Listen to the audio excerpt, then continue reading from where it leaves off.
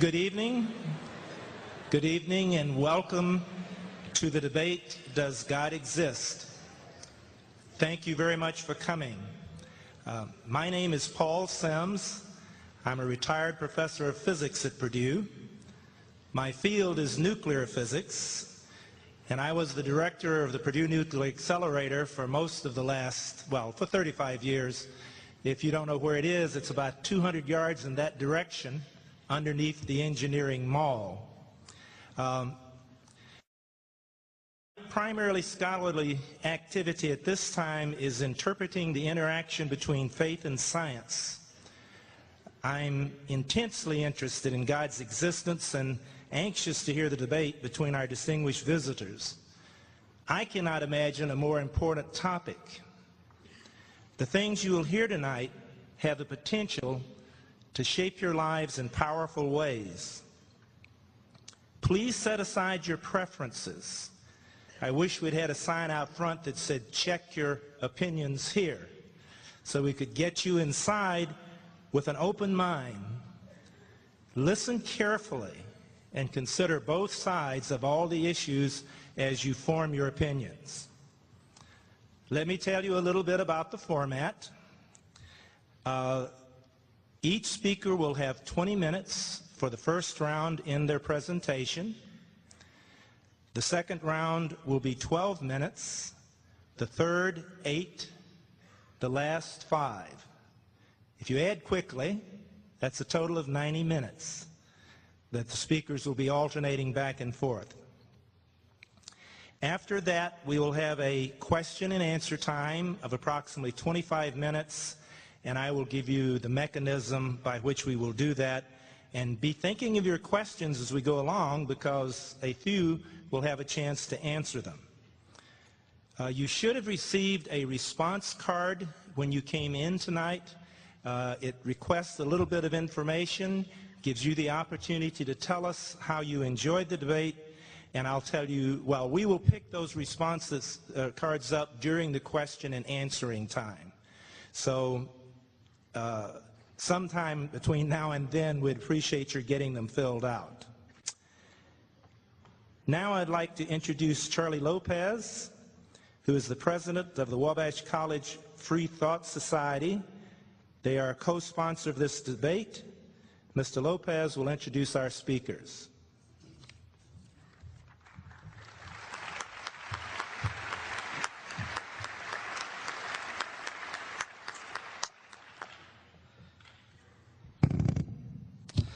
Currently living in New York City, Austin Dacey earned his master's and PhD in applied philosophy at Bowling Green State University. He is currently the Director of Research and Education at the Center for Inquiry and a visiting research professor in philosophy at the State University of New York in Buffalo. Dr. Dacey's writings have appeared in the Journal of Value Inquiry, The Skeptical Inquirer, Free Inquiry, The Boston Globe, and a book that he co-authored recently called The Case for Humanism, an Introduction. He is also the executive editor of Philo, an academic philosophy journal. Austin Dacey has given numerous academic presentations to various philosophical organizations, including the World Congress of Philosophy and the American Philosophical Association, and has written extensively on the philosophy of religion, evolutionary psychology, and ethics. To my right, Dr. William Lane Craig is a research professor of philosophy at Talbot School of Theology in La Mirada, California. He currently lives in Atlanta, Georgia with his wife, Jan, and their 2 children, Charity and John. Dr. Craig pursued his graduate studies at the University of Birmingham and the University of Munich in Germany, earning both his doctorates in philosophy and theology. Dr. Craig's writings have appeared in numerous professional publications in philosophy and theology. He has authored several works on Christian apologetics and has participated in numerous formal debates on the resurrection of Jesus and the existence of God. Finally, this debate would not have been possible without the help from Campus Crusade for Christ, the Wabash College Free Thought Society, the Christian Faculty Staff Network, the Center for Inquiry on Campus, and finally, Purdue University.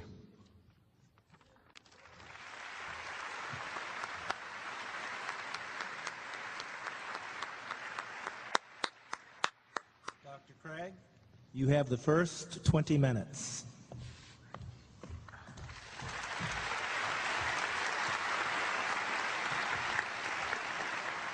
Thank you, and good evening.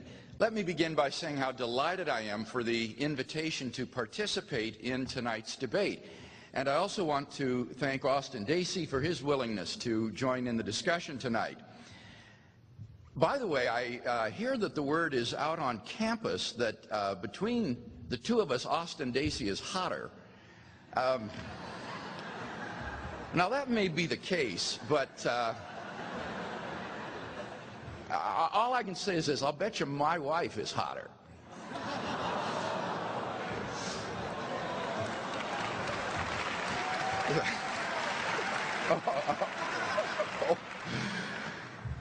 So having begun the debate on that elevated note, we now want to ask whether God exists.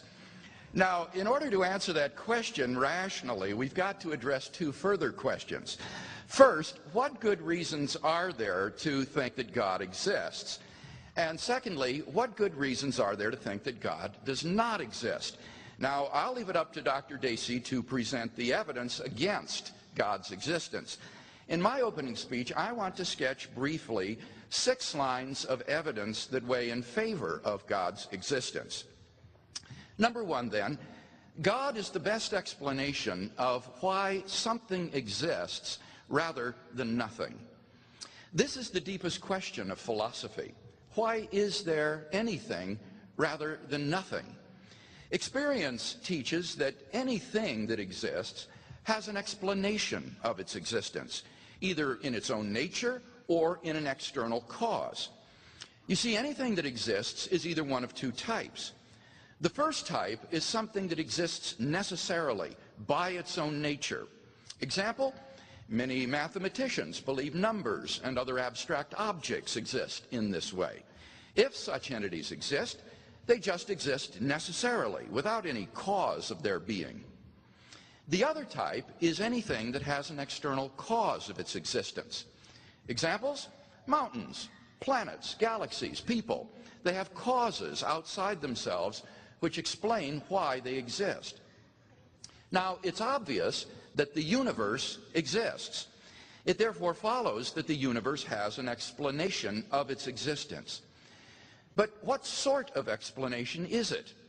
Well, it seems plausible that if the universe has an explanation of its existence, that explanation is an external, transcendent, personal cause. Why? Because the cause in this case must be greater than the universe.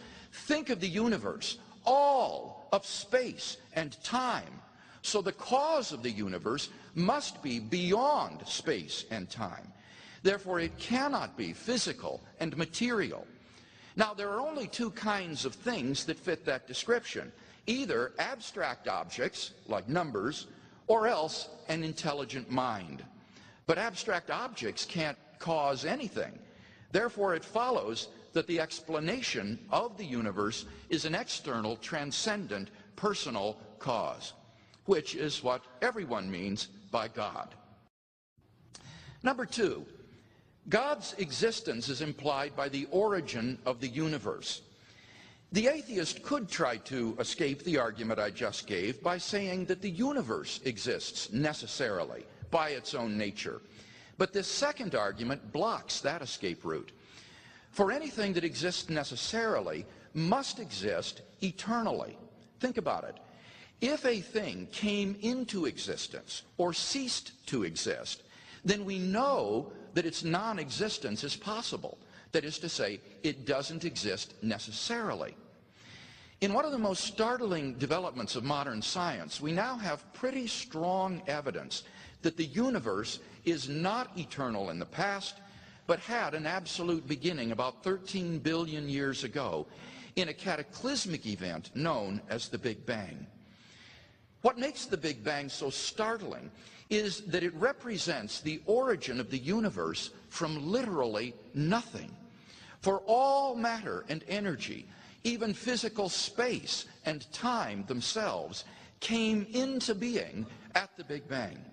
As the British physicist P.C.W. Davies explains, the coming into being of the universe, as discussed in modern science, is not just a matter of imposing some sort of organization upon a previous incoherent state, but the literal coming into being of all physical things from nothing. This description holds not only for the standard Big Bang model, but also for quantum gravity models, like that of the famous physicist Stephen Hawking. Hence, Hawking reports in his book, The Nature of Space and Time, almost everyone now believes that the universe and time itself had a beginning at the Big Bang. Not only does this imply that the universe is not necessary in its existence, but it also raises the inevitable question, why? Why did the universe come into being 13 billion years ago? What brought the universe into existence? Well, unless you're willing to say that the universe just popped into being uncaused out of absolutely nothing, there must be a transcendent cause beyond space and time which created the universe. Thus, from one, everything that comes into being has a cause, and two, the universe came into being, it follows logically that three, therefore, the universe has a cause. Now, as the cause of space and time, this being must be a timeless, spaceless, immaterial being of unfathomable power. Moreover, it must be personal as well. We've already seen one reason why this cause must be personal. Let me give another. How else could a timeless cause give rise to a temporal effect like the universe? If the cause were an impersonal set of necessary and sufficient conditions, then the cause could never exist without its effect. If the sufficient conditions were eternally present, then the effect would be eternally present as well. The only way for the cause to be timeless and the effect to begin in time is for the cause to be a personal agent who freely chooses to create an effect in time without any prior determining conditions. And thus we are brought not merely to a transcendent cause of the universe, but to its personal creator. Number three, the fine-tuning of the universe for intelligent life points to a designer of the cosmos. In recent decades, scientists have been stunned by the discovery that the initial conditions of the Big Bang were fine-tuned for the existence of intelligent life with a precision and delicacy that literally defy human comprehension. This fine-tuning is of two sorts. First, when the laws of nature are expressed as mathematical equations, you find appearing in them certain constants, like the gravitational constant. These constants are not determined by the laws of nature. The laws of nature are consistent with a wide range of values for these constants. Second, in addition to these constants, there are certain arbitrary quantities, which are just put in as initial conditions on which the laws of nature operate. For example, the amount of entropy, or the balance between matter and antimatter in the universe.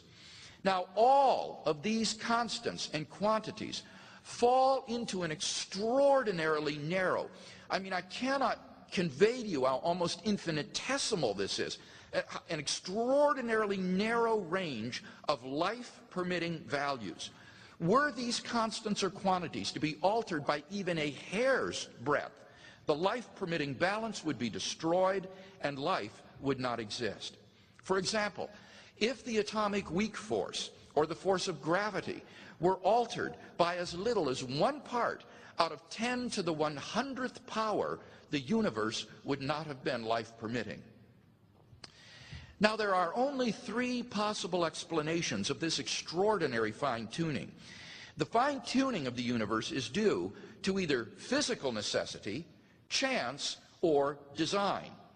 Now, it can't be due to physical necessity because, as we've seen, the constants and quantities are independent of the laws of nature. So, could the fine-tuning be due to chance? Well, the problem with this alternative is that the odds against the fine-tunings occurring by accident are so incomprehensibly great that they cannot be reasonably faced. the probability that all the constants and quantities would fall by chance alone into the life-permitting range is vanishingly small. We now know that life-prohibiting universes are vastly more probable than any life-permitting universe like ours. So if the universe were a product of chance, the odds are overwhelming that the universe would be life-prohibiting. Hence, too, the fine-tuning is not due to either physical necessity or chance. But logically, that implies 3, therefore, it is due to design. Thus, the fine-tuning of the universe implies the existence of a designer of the cosmos. Number 4, objective moral values are plausibly grounded in God. If God does not exist, then objective moral values do not exist. By objective values, I mean values which are valid and binding whether anybody believes in them or not. Many theists and atheists alike agree that if God does not exist, then moral values are not objective in this way. Michael Ruse, a noted philosopher of science, explains, the position of the modern evolutionist is that morality is a biological adaptation, no less than our hands and feet and teeth, considered as a rationally justifiable set of claims about an objective something. Ethics is illusory. I appreciate that when somebody says, love thy neighbor as thyself, they think they are referring above and beyond themselves. Nevertheless, such reference is truly without foundation. Morality is just an aid to survival and reproduction, and any deeper meaning is illusory. Friedrich Nietzsche, the great 19th century atheist who proclaimed the death of God, understood that the death of God meant the destruction of all meaning and value in life. I think that Friedrich Nietzsche was right. But we've got to be very careful here. The question here is not, must we believe in God in order to live moral lives? I'm not claiming that we must. Nor is the question, can we recognize objective moral values without believing in God? I think that we can. Rather, the question is, if God does not exist, do objective moral values exist?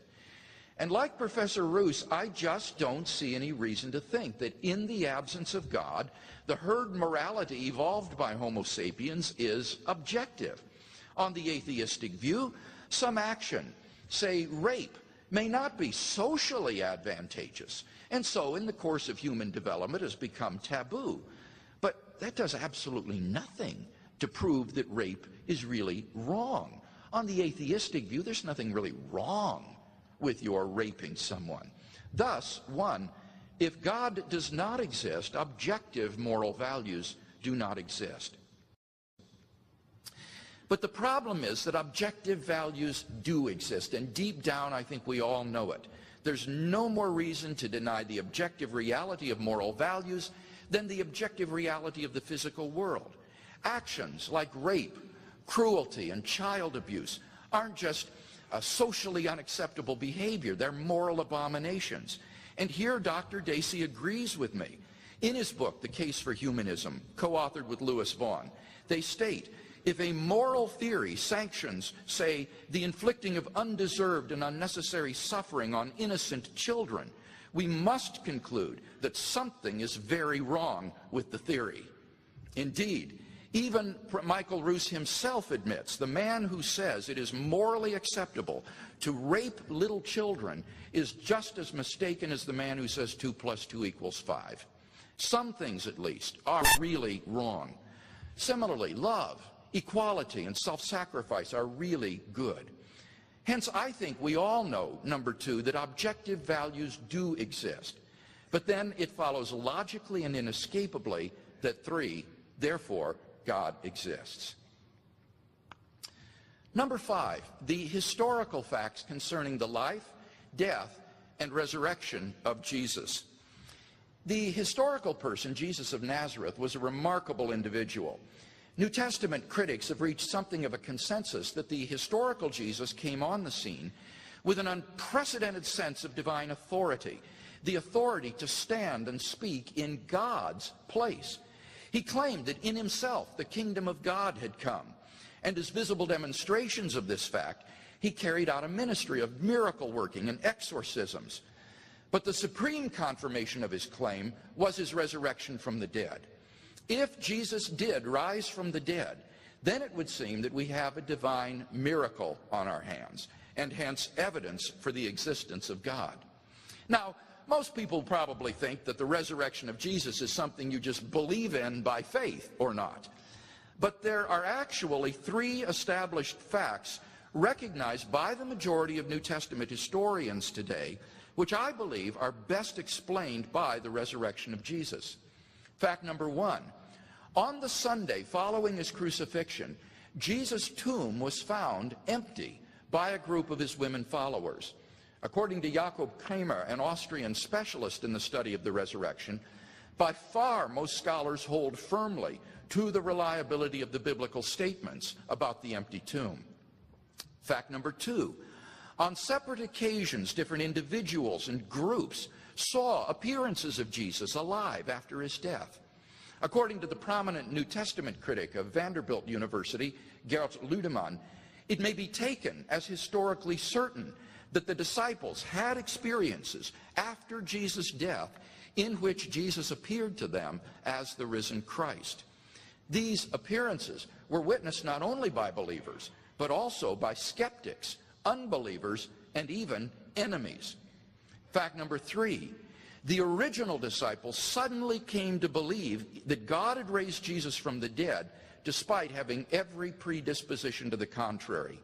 Jews had no belief in a dying, much less rising Messiah, and Jewish beliefs about the afterlife precluded anyone's rising from the dead before the end of the world. Nevertheless, the original disciples came to believe so strongly that God had raised Jesus from the dead that they were willing to die for the truth of that belief. N.T. Wright, an eminent British scholar, concludes, that is why, as a historian, I cannot explain the rise of early Christianity unless Jesus rose again, leaving an empty tomb behind him. Attempts to explain away these three great facts, like the disciples stole the body or Jesus wasn't really dead, have been universally rejected by contemporary scholarship. The simple fact is that there just is no plausible naturalistic explanation of these facts. And therefore, it seems to me, the Christian is amply justified in believing that Jesus rose from the dead and was who he claimed to be. But that entails that God exists. Thus, we have a good inductive argument for the existence of God based on the resurrection of Jesus. Number one, there are three established facts about Jesus: the empty tomb, his post-mortem appearances, and the origin of the disciples' belief in his resurrection. Two, the hypothesis God raised Jesus from the dead is the best explanation of these facts. Three, the hypothesis God raised Jesus from the dead entails that God exists. Four, therefore, God exists. Finally, number six, you can experience God personally. This isn't really an argument for God's existence. Rather, it's the claim that you can know that God exists wholly apart from arguments, simply by immediately experiencing him. This was the way people in the Bible knew God. As Professor John Hick explains, God was known to them as a dynamic will interacting with their own wills, a sheer given reality, as inescapably to be reckoned with as destructive storm and life-giving sunshine. To them, God was not an idea adopted by the mind, but an experienced reality which gave significance to their lives. Now, if this is so, then there's a danger that arguments for God can actually distract your attention from God himself. If you're sincerely seeking God, then God will make his existence evident to you.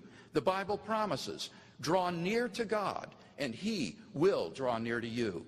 We mustn't so concentrate on the external proofs that we fail to hear the inner voice of God speaking to our own hearts. For those who listen, God becomes an immediate reality in their lives. So in conclusion, then, we've seen 6 reasons to think that God exists. If Dr. Dacey wants us to believe atheism instead, then he must first tear down all 6 of the reasons that I presented, and then in their place erect a case of his own to prove that atheism is true. Unless and until he does that, I think we can conclude that theism is the more plausible worldview.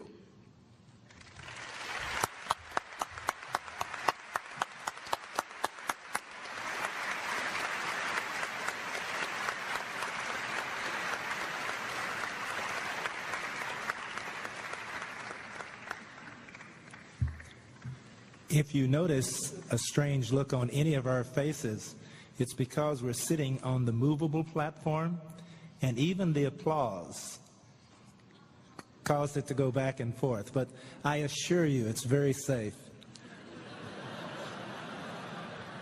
It won't fall out from under you.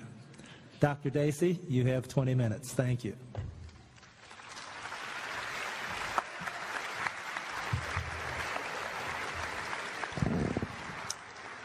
Thank you, and thanks very much to the Campus Crusade for Christ here at Purdue and the Wabash College Free Thought Society for making all this possible. It's always nice to return to the Midwest, where I was born and raised. The last time I was back in Minnesota was a few years ago for my 10-year high school class reunion, and my classmates couldn't believe that I was still in school, getting my degree in philosophy of all things. They kept asking me, what are you going to do with that? To which I used to reply, think deep thoughts about unemployment. But I don't know whether they'd be relieved or horrified to see that I've found something to do with my philosophy here tonight.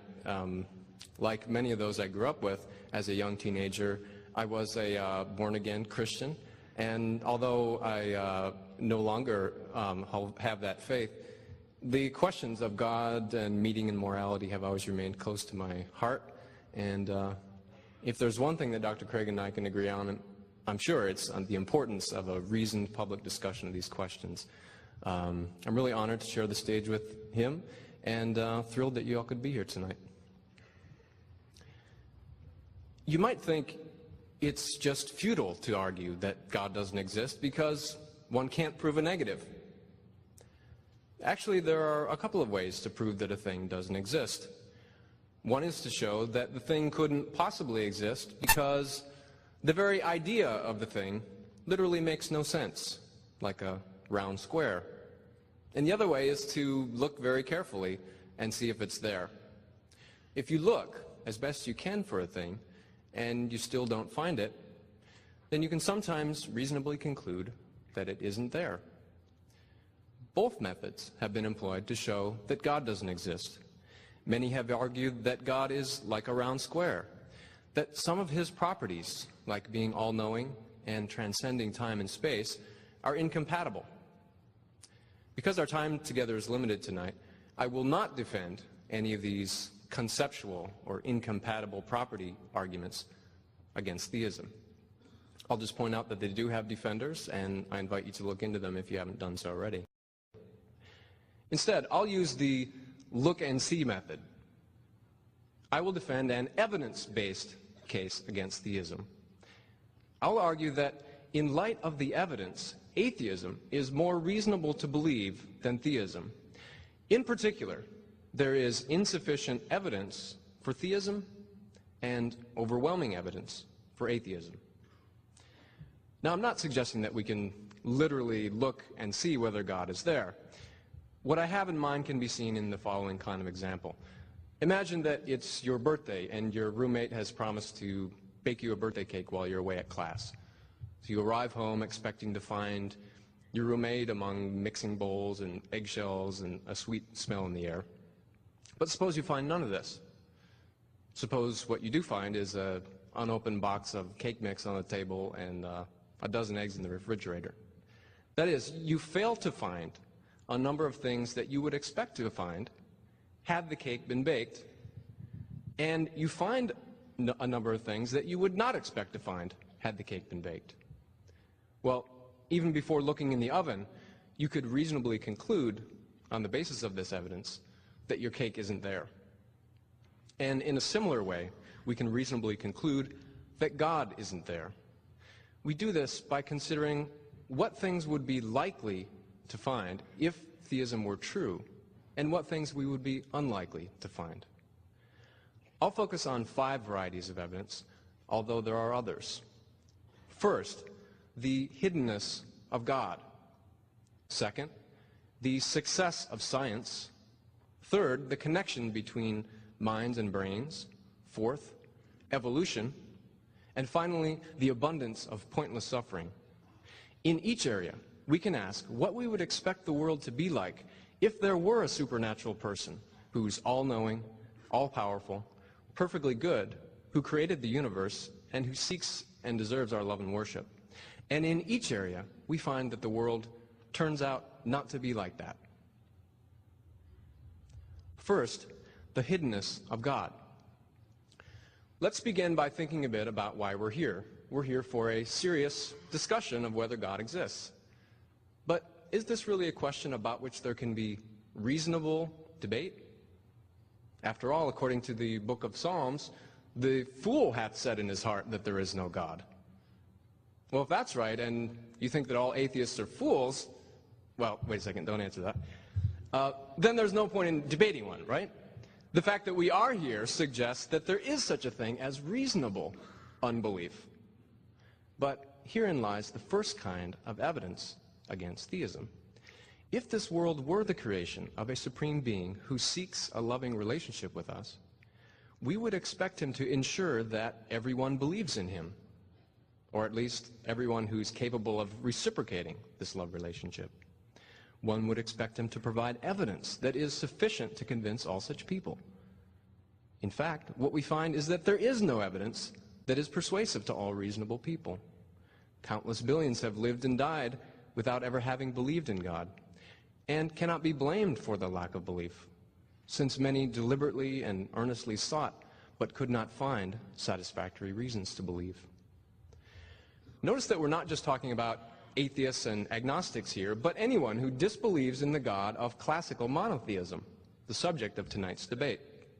Well, several of the world's oldest and most popular faiths have nothing to do with this being. Hinduism, with about 800 million adherents worldwide.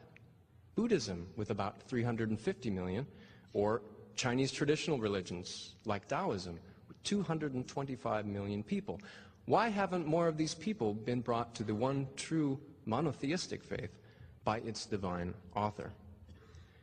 It doesn't take much imagination to think of ways that an omnipotent being could provide evidence of existence that would be persuasive to all reasonable people. Suppose that at the same moment, everywhere across the globe, and in a language that was miraculously understandable by all, a booming voice called out, "I am that I am." That would make me a believer. Or maybe less Hollywood. God could simply give each of us a clear, unmistakable inner awareness of his presence. Clearly, this has not happened. The philosopher J.L. Schellenberg, who pioneered this line of argument, has called the general situation divine hiddenness. The hiddenness of God is highly unlikely given theism. On the other hand, it's precisely what we would expect if there were no God at all. Second, the success of science. Related to, but distinct from divine hiddenness, there's another way that God is absent from the world, and this offers another kind of evidence that favors atheism over theism. It has to do with the natural sciences, like physics, chemistry, geology, and biology. These sciences seek to explain phenomena like fire, earthquake, or cancer by reference to natural causes. They do not invoke causes like the intentions or actions of a divine person that are thought to stand outside of nature. But nevertheless, they have been extraordinarily successful at explaining our world, enriching our understanding and enabling us to predict and control nature in accordance with our wishes. Every light you turn on, every aspirin you take is a reminder of that. The agnostic philosopher Paul Draper has pointed out recently that if theism were true, we would expect God to act in the world in ways that science must take into account. An all-powerful being who seeks a loving relationship with humanity would probably act in one way or another, directly or indirectly, as a causal agent in the history of the universe. And consequently, scientific accounts of that history would have to take his actions into account. If theism were true, then, it would be extremely surprising that science can ignore God and still explain so much. And yet it does. So, the success of naturalistic science, I think, favors atheism over theism. Next, the connection between minds and brains. We all have minds and mental states like thinking and feeling and perceiving. It was once widely believed that the mind must be grounded in a special immaterial substance or soul. This philosophy of mind is now known as mind-body dualism. The dualist picture of a person as a mixture between an undying spirit inside a corruptible mortal coil fits comfortably with many, though certainly not all, great religious traditions. However, the vast majority of philosophers and neuroscientists now reject dualism, and for two main reasons. First, it's not at all clear how an immaterial soul could cause changes in the physical body. Think about it. Souls are thought of as purely non-physical. They can't be weighed, split in half, heated or cooled, they lack mass, electric charge, and so on. But then how could they possibly have a cause and effect relationship with bodies which are said to have these and only these physical properties? Second, there are many highly specific correlations between mental phenomena and brain activity that we would not expect if dualism were true. For example, particular cognitive abilities such as language use and spatial reasoning are localized in particular areas of the brain.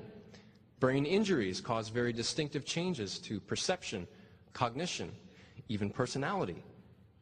Some mental diseases, like schizophrenia, have been shown to have a genetic component.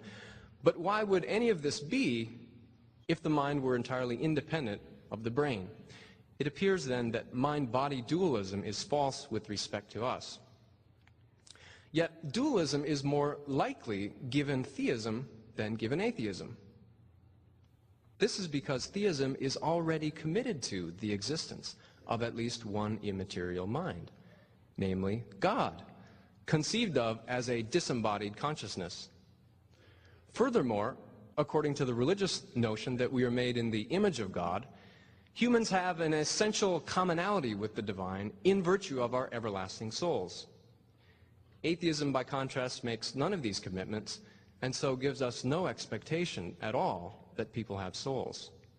The discovery that we have none, then, supports atheism over theism. Fourth, evolution.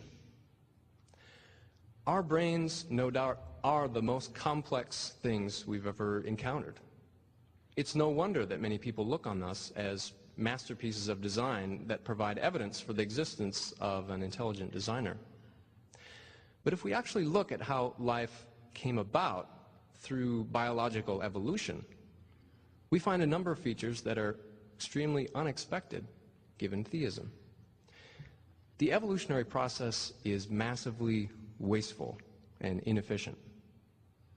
When people create something, we try to devise the best design in advance and then build the thing according to that design. Natural selection, the main engine driving evolution, it creates by randomly trying a huge number of possible designs and then discarding all the errors. Well, this would be like an engineer who tried to build a bridge by randomly trying every possible configuration, letting it collapse until through dumb luck one stays standing. Well, that's not design, that's crazy. Additionally, because evolution must operate by making gradual modifications to pre-existing structures, it leaves organisms with many traits that are functionally useless or even dysfunctional. Take human beings, for example. The openings for breathing and swallowing are so close together that we often choke. They didn't have to be that way. Our appendix, apparently useless but prone to infection, sometimes life-threatening. The birth canal is too small, increasing the chances of injury, even death during delivery. The list goes on. What's more, we know that almost every single species that has ever existed on Earth went extinct. Every museum of natural history is a junkyard of failed experiments. If we had commissioned the designer who did this, I'm afraid we'd give him the Donald Trump. You're fired. The wastefulness, inefficiency, and imperfection of biological evolution are more likely on the assumption that it is a blind causal mechanism with no mind and limited powers than on the assumption that it is the instrument, somehow, of an all-powerful, rational intelligence. It would be surprising if such a being chose to create life in such a way. Finally, the evidence from pointless suffering. Every single day, an attack against children occurs that is 10 times deadlier than the attack on the World Trade Center on September 11th. The attack comes from preventable disease, like measles, malaria, and pneumonia. According to a series of articles in the medical journal Lancet last year, malaria is a leading killer, claiming over 1 million children a year. It's usually fatal in young people if not treated almost immediately. The child's final experiences often include fever, shivering, severe pain in the joints, headaches, vomiting, coughing, generalized convulsions, and coma. If we say that terrorist attacks are evil because of the suffering they inflict on innocents, and surely it's right to say so, then what are we to say about this outrage? Now, we would expect an all-powerful, perfectly good God to prevent this suffering, unless he has some reason not to. Notice that not just any reason will do. It will not do, for example, to say that God just doesn't care about the suffering of these children, for God is supposed to be morally perfect. No, his reason must be such that it morally justifies his failure to prevent their suffering. It's tempting to think that there is some greater good that can only come about if these thousands of children are allowed to die in pain each day, or some greater evil that would come about only if they were spared. Well, is there? We can answer that question by carefully considering all the kinds of goods and evils we can think of. For example, does humanity learn anything useful about malaria that we couldn't otherwise learn? Apparently not. We already know how to prevent it and treat it. Does it inspire you and me to be better people, to strive to save the victims? For the most part, no. But even if it did, why should they suffer so that we can be more virtuous? You might wonder, why should we finite beings think that we're in a position to know God's reasons? Here's the answer. If God loved us, then we would be the first to know the reasons he permits bad things to happen to us. A loving father who must bring his child to the hospital for a painful medical treatment will explain to her the reasons why he does what he does. If she can't understand the reasons, he'll at least make sure that she feels his presence and comfort and receives some assurance that there is a reason, even though she can't see it right now. So there is every reason to think that we especially should be aware of any justifying reasons that God has. What we in fact find is that many of those who undergo terrible anguish, such as Holocaust survivors, report feeling totally abandoned by God in their time of need. Of course, many victims of disease, starvation, and natural disaster die very young, having never even believed in him. So, if, after considering the matter carefully, we are unaware of any kind of state of affairs that would justify God in permitting suffering of this kind, we can reasonably conclude that there is no such state of affairs. But it follows that there is no perfectly good God. If God were here with us, then something must justify the suffering of these millions of children. But ask yourself, can you really believe that? Can you really believe it is anything other than a tragic, pointless disaster? To conclude, have we proven a negative? Well, the word prove is tricky. Sometimes proving means offering reasons that establish a claim with certainty beyond any possibility of doubt or error. It would be nice if all questions could be resolved with this degree of certainty, but in fact, almost nothing we can know, including our scientific knowledge, can be proved in this sense, except in logic and mathematics perhaps. What we can do, and what I have tried to do, is to indicate a body of evidence that when taken as a whole makes atheism significantly more reasonable to believe than theism. The hiddenness of God, the success of the naturalistic sciences, the physical embodiment of minds, the carelessness of the evolutionary process, and the abundance of pointless suffering and the lack of God's comfort in the face of it all make atheism more probable than theism. The world would not be this way if theism were true. The world would not be this way if God existed. Now, I haven't commented on whether there might be evidence in favor of theism as well. This is Dr. Craig's task, and I'll be examining some of his points shortly. But as you consider his arguments, I want you to keep in mind that what the theist needs to establish is not merely the existence of a transcendent person who's perfect in power, knowledge, and goodness. As the Bible said, even the demons believe and shudder. No, Craig must establish that this divine person loves us and merits our love and worship in return. Having not yet heard Craig's arguments at this stage, I'll just conclude that the evidence clearly favors atheism over theism. Thank you.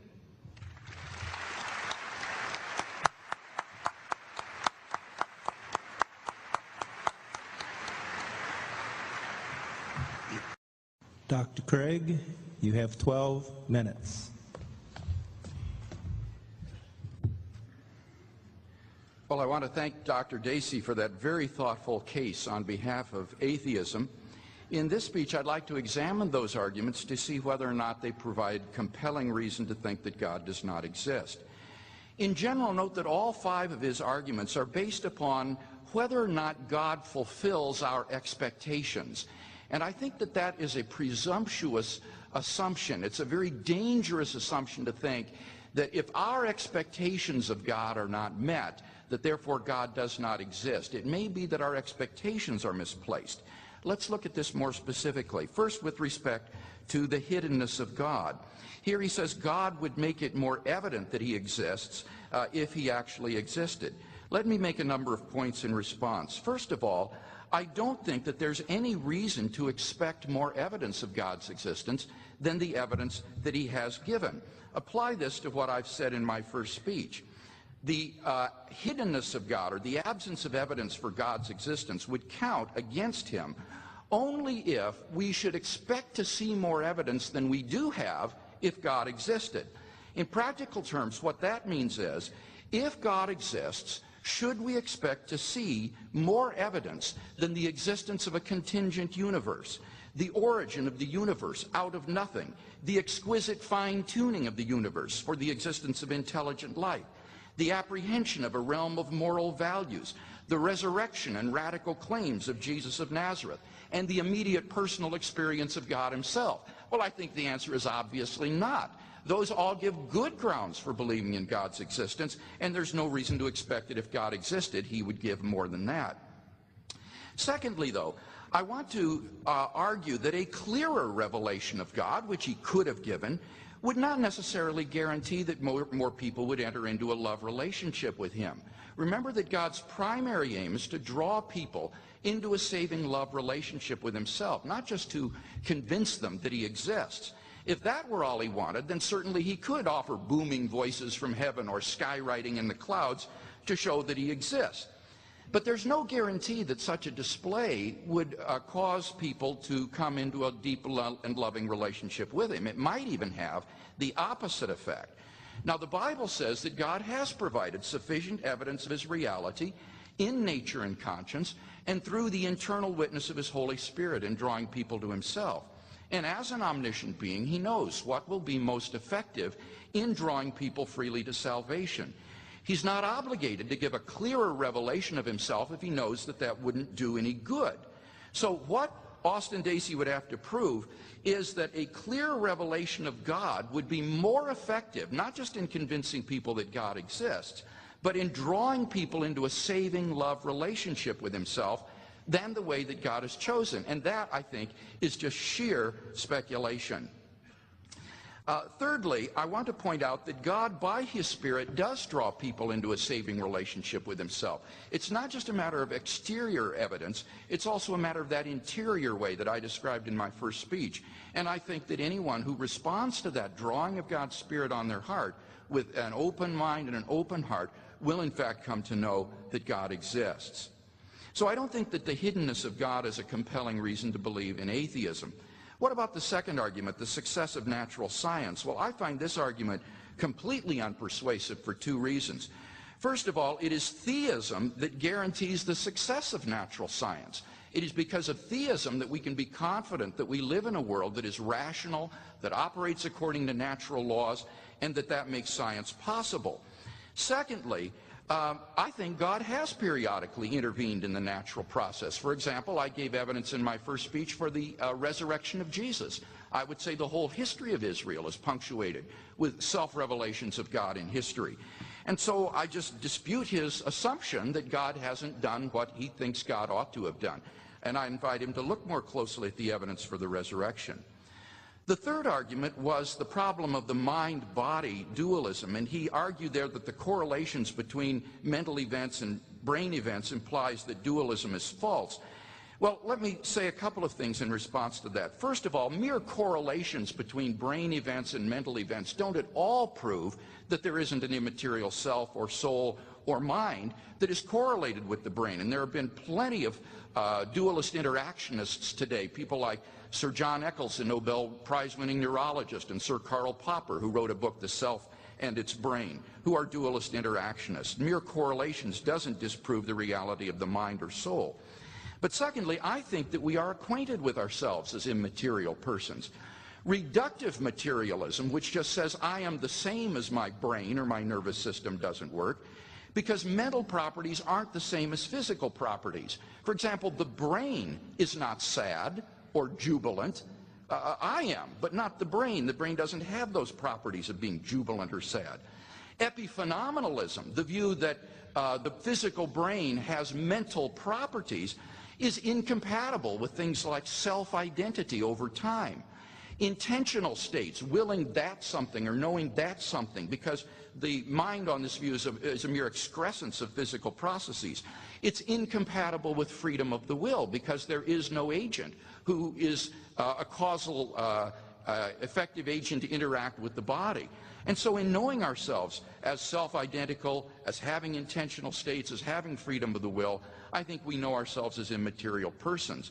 So I think that the best view is some kind of dualism interactionism, and we act as agents to cause physical events in the world, and God similarly can act as an immaterial agent to cause events in the world. Finally, let me just say in response to this objection that there are Christian materialists like Peter Van Inwagen, for example, so it's not entirely clear that if you were a materialist about human persons, that would imply that atheism is true. Fourthly, he suggests that evolution is incompatible with the existence of God because evolution is wasteful and inefficient. Well, let me make two responses to this. First of all, efficiency is important only for a person who has either limited time or limited resources, or is limited in both.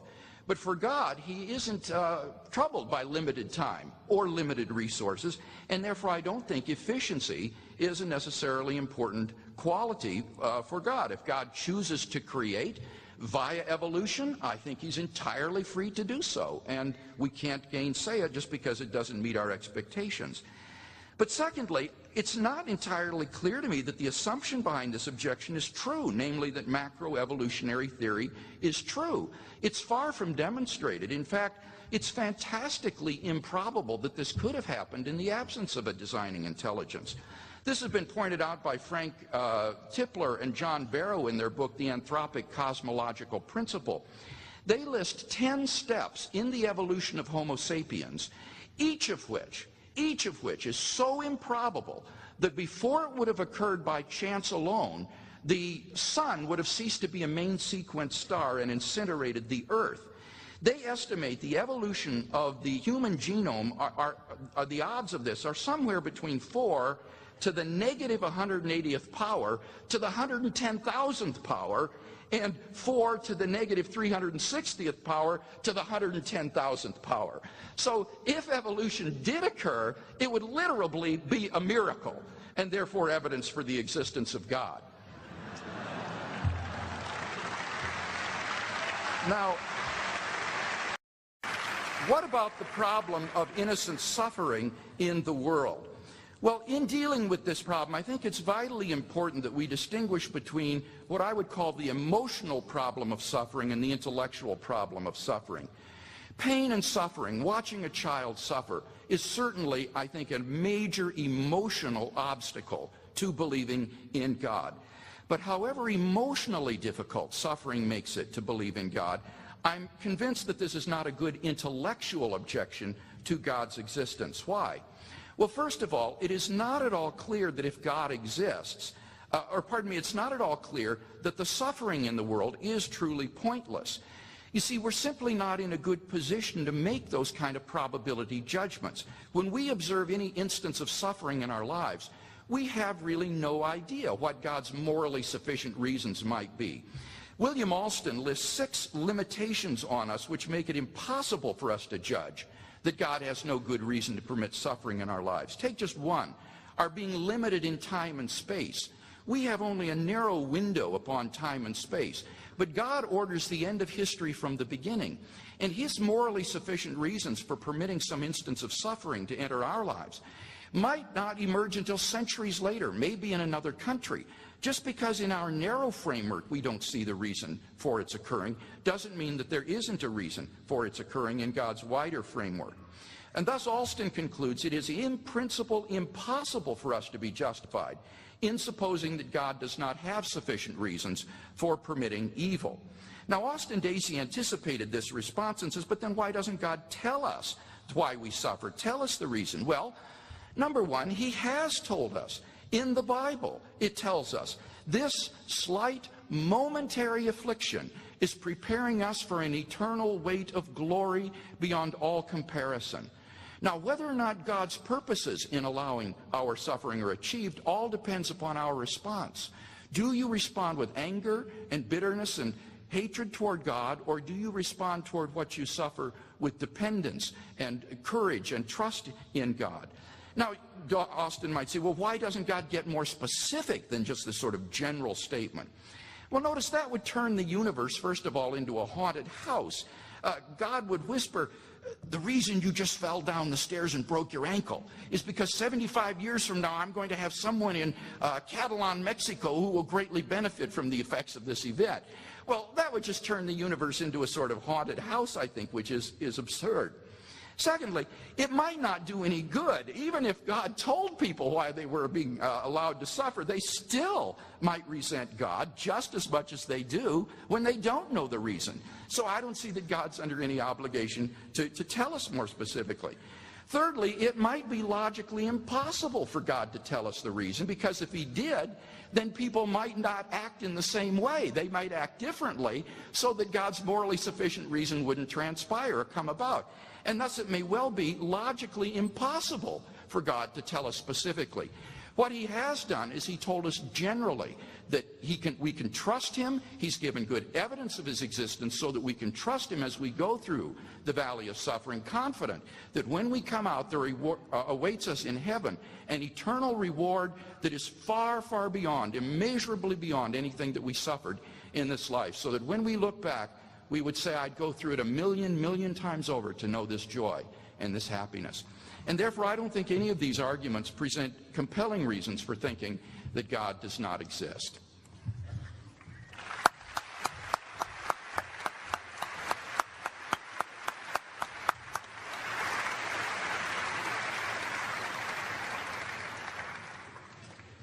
Dr. Dacey, you have the next 12 minutes.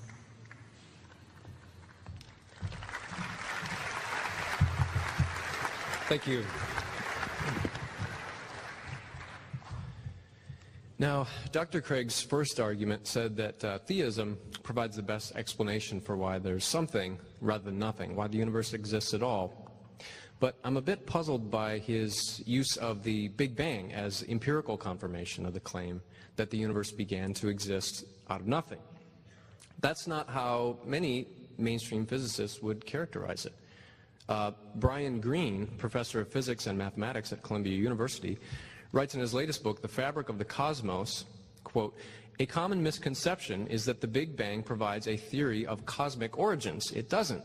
The Big Bang is a theory that delineates cosmic evolution from a split second after whatever happened to bring the universe into existence. But it says nothing at all about time zero itself. And since, according to the Big Bang theory, the bang is what is supposed to have happened at the beginning, the Big Bang leaves out the bang. It tells us nothing about what banged, why it banged, how it banged," end quote. Well, as physicists trace the expansion of the universe backwards in time, they reach a point at which current theory just breaks down.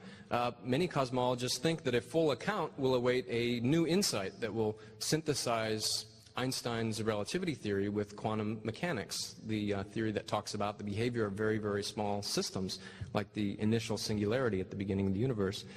There are many contenders for such a unified theory, but no clear victors as of yet. In 2002, the National Research Council issued a report detailing 11 unanswered questions in physics and astronomy, and one of them is, how did the universe begin? So I think it's fair to conclude that our scientific knowledge of the origins of the universe is just nowhere near complete. Therefore, it would be premature to use it as a premise in an ambitious theological argument such as Craig's. Now, as to the argument from fine-tuning, the fine-tuning of the universe would imply theism only if we knew that the life-permitting values of the fundamental constants are brute facts, things that won't be explained by any further, deeper physical laws that we'll discover. However, there's no consensus in physics about this either. According to Sir Martin Rees, former director of Cambridge University's Institute of Astronomy, quote, "The status and scope of anthropic arguments in the long run will depend on the character of the still quite unknown laws at the very deepest level. Steven Weinberg hopes that a, quote, final theory exists and that we may someday discover it. What we call the fundamental constants may be secondary consequences of this final theory, rather than direct manifestations of its deepest and most fundamental level. Consider, for instance, the cosmological constant. Will the final theory offer some deep reason why this has to be exactly zero? Or is its value an accident? We just don't know." End quote. Again, Craig is trying to base a sweeping metaphysical conclusion on a highly speculative, unfinished frontier of an advancing science. I think it's simply too soon to say whether there can be no naturalistic, non-theistic explanation of cosmic fine-tuning. And note that the history of science gives us some reason to hope that there will be.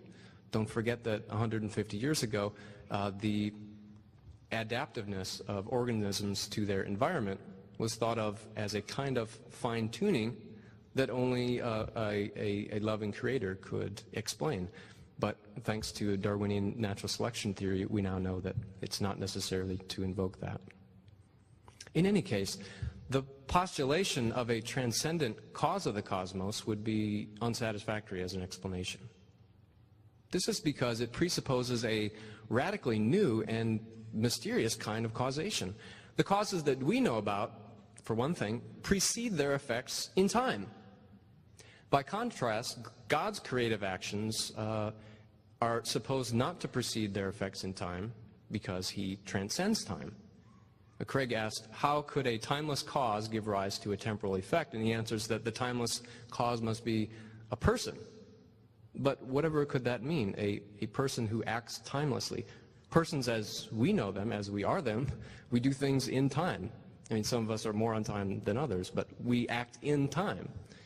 Furthermore, causation as we know it involves the rearrangement of pre-existing matter, as when you create a sandcastle by rearranging pre-existing sand on a beach. God's creative action produces its effect out of nothing at all. Think about that. creating out of nothing at all.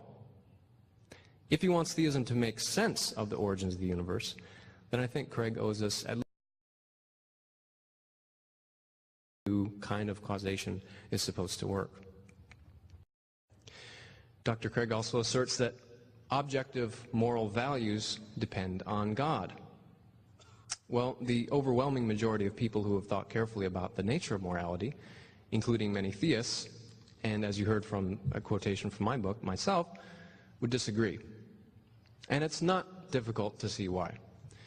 Ethicists develop moral theories that, among other things, try to explain and justify the thought that people, and in some cases animals, have moral worth, that we really matter. Ethicists have considered the possibility that this moral worth might depend on God in some way. Well, think about it. How might that work? Could it be that God simply decides that we have moral value? That doesn't seem right, because we don't suppose that God could simply decide that, say, a lump of coal is as valuable as a person. Rather, it must be that God recognizes something about us that is morally important. Maybe it's our capacity to suffer, or to have interests and plans, or to make promises. But if that's right, then God falls out of the picture. It's these morally important features that determine our value, and these we have in virtue of facts about us, not facts about God. The existence of objective moral values does not entail the existence of God.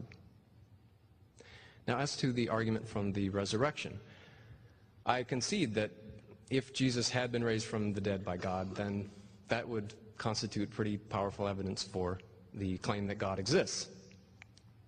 But what reasons have we been given to believe it? Dr. Craig has pointed to 3 facts that he says are best explained by the hypothesis that Jesus was resurrected by God. First, the empty tomb.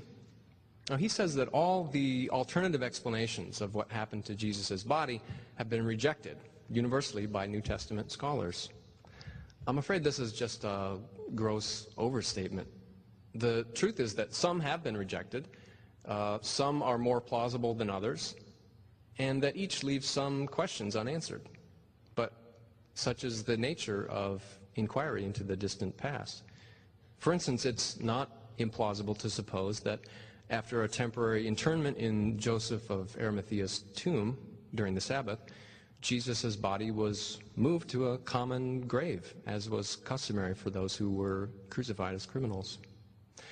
While this leaves some questions unanswered, it's surely more probable, given our total evidence and background knowledge, than the hypothesis that Jesus was miraculously raised from the dead by God.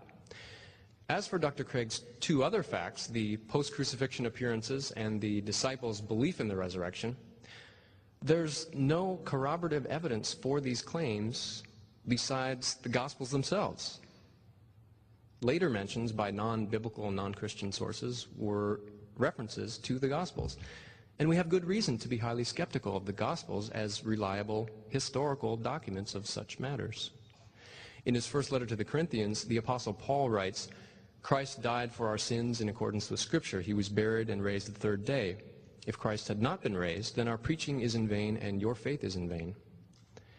Now, most people think of these core Christian doctrines as being based on the Gospels, but that's historically backwards. The Gospels were written between the years 65 and 100, a generation after Paul began preaching about the resurrection to early Christian communities. The Gospels were not written by Jesus' disciples or any other eyewitnesses to the events of his life. In fact, almost nothing is known about the authors except that they were partisans of a new, vibrant, growing religion that was built on the belief in the resurrection. So the Gospels, as you and I know them, are not historical accounts by eyewitnesses, but were produced by a careful process of selection and editing and rewriting undertaken over an extended period, hundreds of years, by early Christians in order to record an approved theology of the emerging church and to aid its missionary expansion. In sum, we can explain the empty tomb without resorting to the extraordinary claim that Jesus was raised from the dead by God, and Christ's appearances and the disciples' convictions, the other alleged facts to which Dr. Craig appeals, I think, lack credibility as real historical events and have corroboration only in the Gospels themselves. By the way, Craig cites the skeptical German theologian Gerd Lüdemann as someone who, in a way that makes it look as though Gerd believes that Jesus, the risen Jesus, actually appeared to the disciples.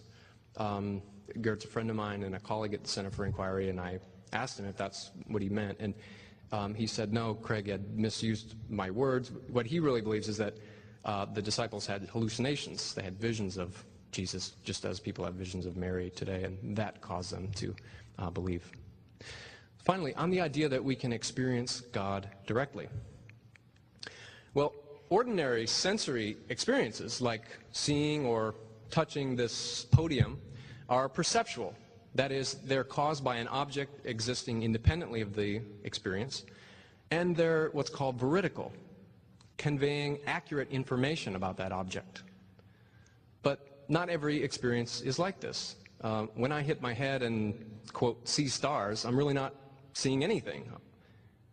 If I'm on an LSD trip, I may see things, but my experiences aren't veridical. So there's no doubt that people do have religious experiences.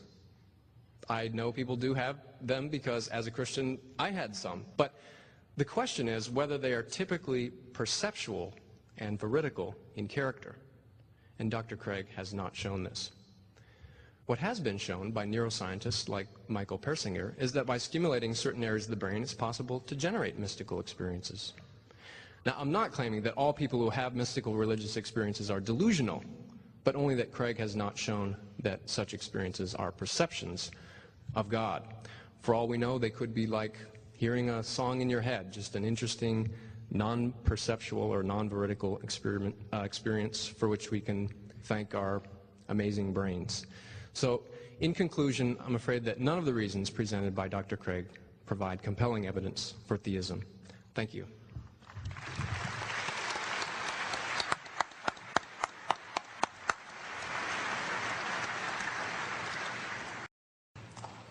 Dr. Craig for 8 minutes.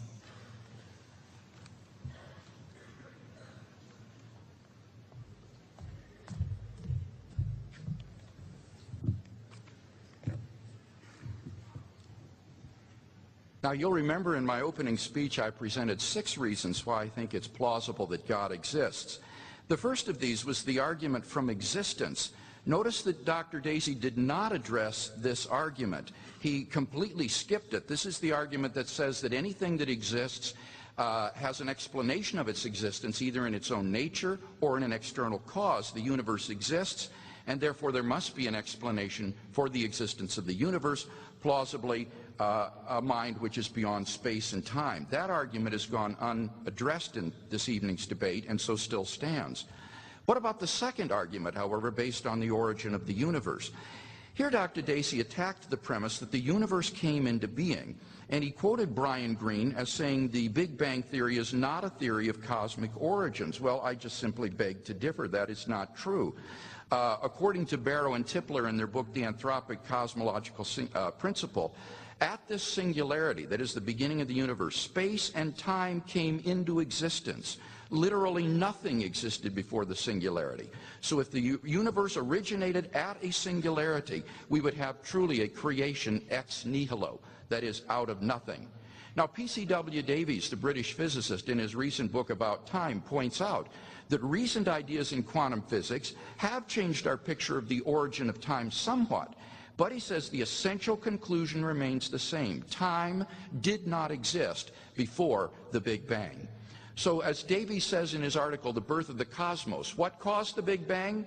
One might consider some supernatural force, some agency beyond space and time, as being responsible for the Big Bang.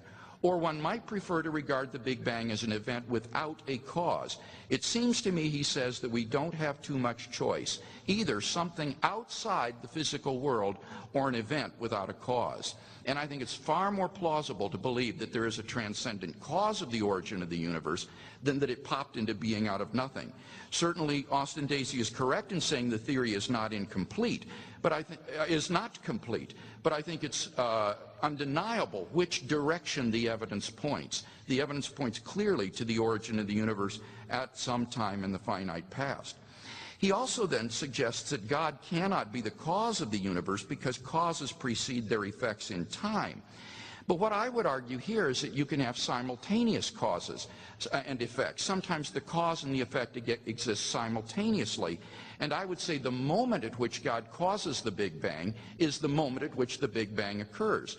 So that God's decision to create the universe is a decision for him to enter into temporal relations with the space-time universe, and that therefore this is a simultaneous cause and effect. Notice that although he challenges the notion of creation out of nothing, on the atheistic view you have a double incoherence, namely you have the origin of the universe uncaused out of nothing. On the theistic view there may not be a material cause, but there is a productive cause. On atheism, if the universe began to exist, you have neither a material nor a productive cause, and I think therefore atheism is far less plausible. What about the third argument, the fine-tuning argument? Here, Dr. Dacey took the remarkable position that there really isn't any fine-tuning, that the fine-tuning may be done away with by some sort of a unified theory. Well, I think that is not going to happen. Any sort of final unified theory we have will still have these fine-tuned parameters. Ernan McMullen, in his article Anthropic Explanation in Cosmology in the year 2003, he's a philosopher of science, says it seems safe to say that later theory, no matter how different it may be, will turn up approximately the same numbers.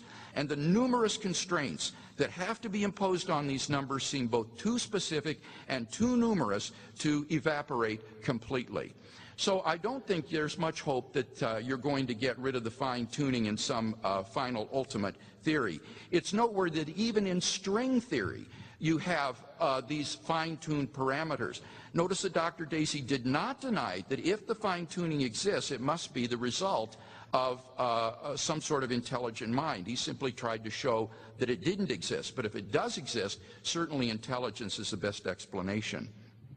What about the moral argument for God's existence? Here, he says that even though God does not exist, objective moral values still exist. And I would simply challenge him to explain to us why, on atheism, human beings are special. Why think that human beings have value? Now, he suggested, and also says this in his book, that it's our capacity to suffer and have projects. But clearly all kinds of animals have the capacity to suffer. And as for having projects, well, even beavers have projects, like making a dam across a stream. So the capacity to suffer and have projects, I don't think in any way shows that human beings are invested with objective moral value. In any case, even if we were different in that sense, why does that mark us off as being objectively, morally, intrinsically valuable? It's just arbitrary on atheism. On atheism, we're just animals, and animals aren't moral agents. As J.P. Moreland, a Christian philosopher, has written, on the evolutionary scenario, human beings are nothing special. The universe evolved to us through a blind process of chance and necessity. There's nothing intrinsically valuable about human beings in terms of having moral, non-natural properties. The view that being human is special is guilty of speciesism, an unjustifiable bias toward one's own species. So I don't think Dr. Dacey has been able to make plausible tonight that if there is no God, you can still save objective moral values and the value of human beings. He says, but how does God ground moral value? Well, simply the moral nature or character of God is the good. God is by nature essentially loving, kind, generous, just, and so forth. And this nature expresses itself toward us in the form of divine commandments, which then constitute our moral duties. What about the resurrection of Jesus? He suggests that perhaps Joseph may have moved the body of Jesus. Well, this was a theory suggested back in 1922 by Joseph Klausner and has been almost universally rejected by contemporary criticism. Number one, there's no basis in history for such a hypothesis. That criminal's graveyard he spoke of was only 50 to 600 yards from the place of the crucifixion, so Joseph could have placed the body there directly. There was ample time to do the simple preparations for the burial. The Jewish practice was always to bury on the same day as the day of execution, and Jewish law did not permit the body to be moved except in the case to the family tomb. So there's no evidence for the hypothesis that Klausner suggested. But secondly, if Joseph had moved the body, then the Jewish authorities would have pointed out the disciples' stupid blunder when they began to proclaim his resurrection from the dead. They would have had to simply point to where Jesus' body was placed by Joseph, and they would have nipped the Christian movement easily in the bud. As for what he says about the appearances and the origin of the Christian faith, I simply want to point out that he goes against the majority of New Testament critics here. It is universally acknowledged among New Testament critics that the original disciples came to believe that God had raised Jesus from the dead, and that they had these visual experiences of Jesus alive after his death. They go far beyond the bounds of anything that the case books in psychology can explain on the basis of hallucinations.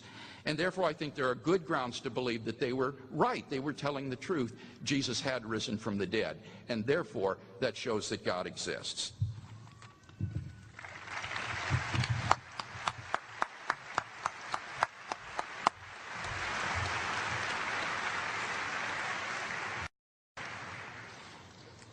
Dr. Dacey, your 8 minutes.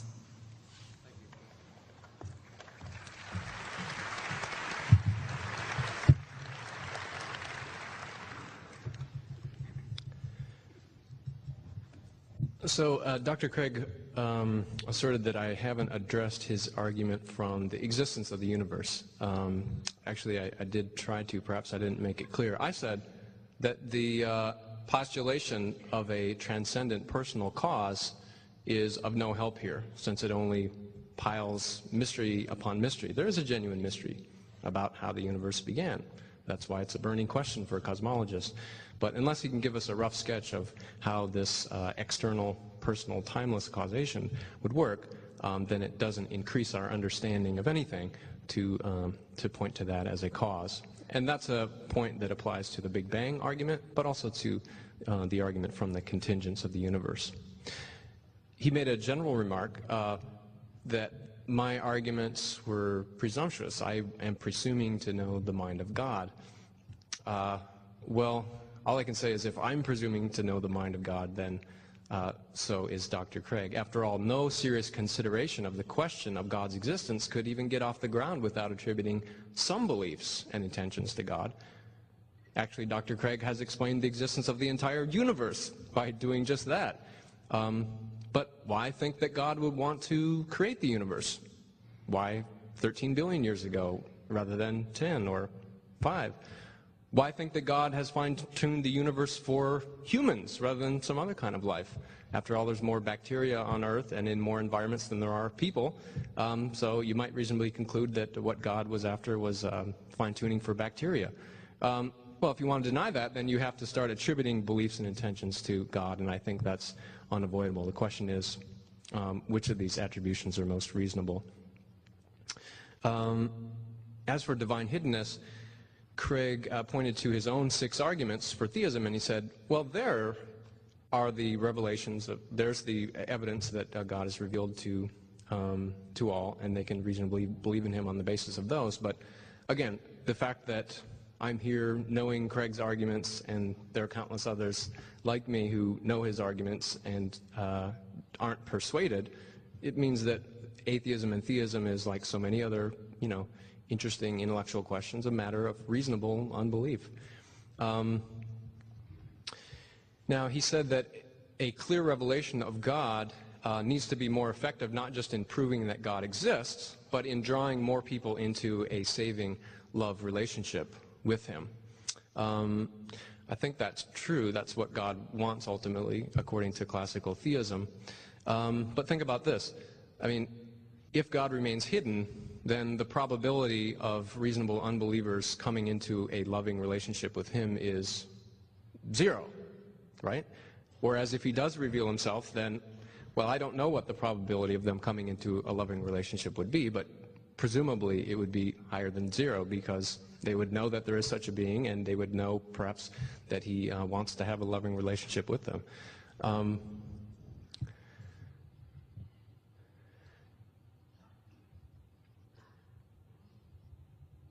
Now, as to the view that the argument from science, he rebutted that by saying that science actually presupposes the truth of theism.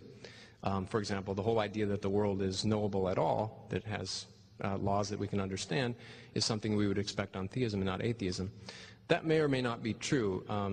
I think scholars are divided on that. As a historical matter of fact, it may be that Christian and Muslim societies were more apt to kind of come into the scientific mode of thinking, but that wouldn't show that in order to do science, theism must be true. And of course, I didn't argue that I wasn't arguing that science doesn't presuppose theism, the truth of theism.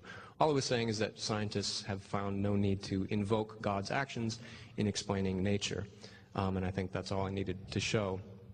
Craig also pointed out, he said God does act in nature, for example, in miracles. Well,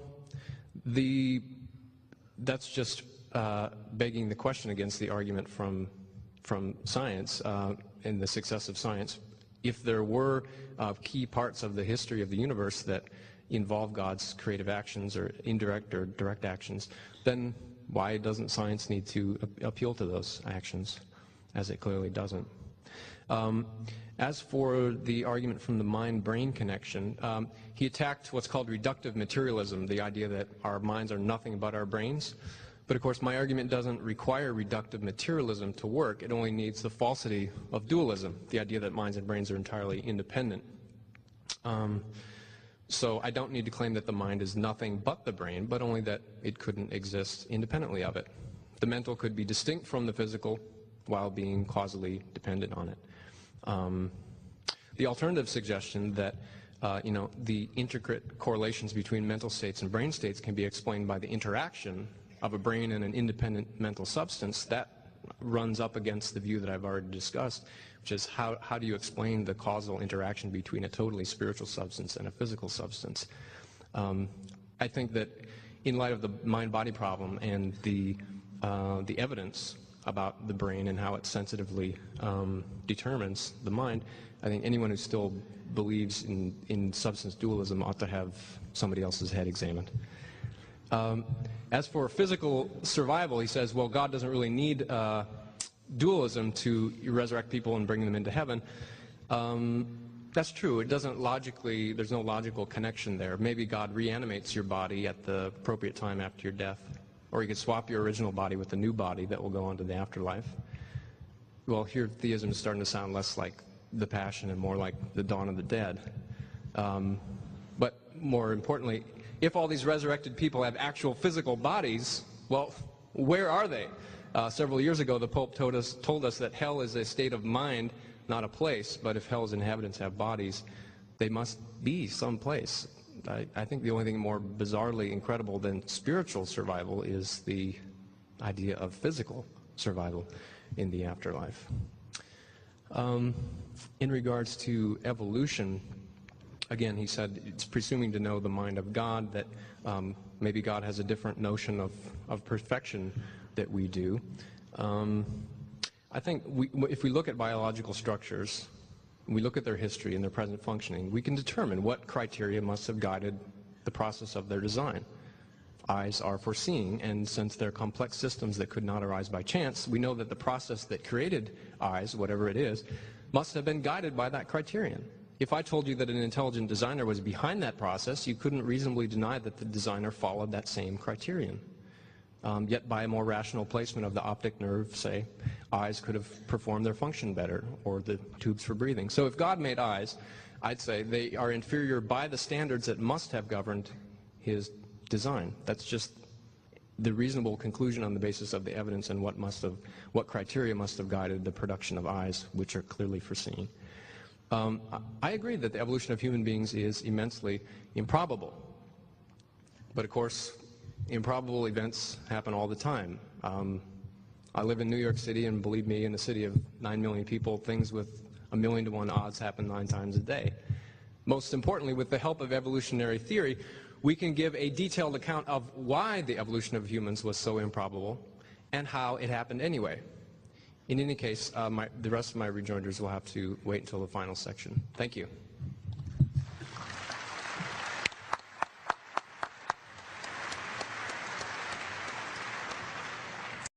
Dr. Craig, 5 minutes.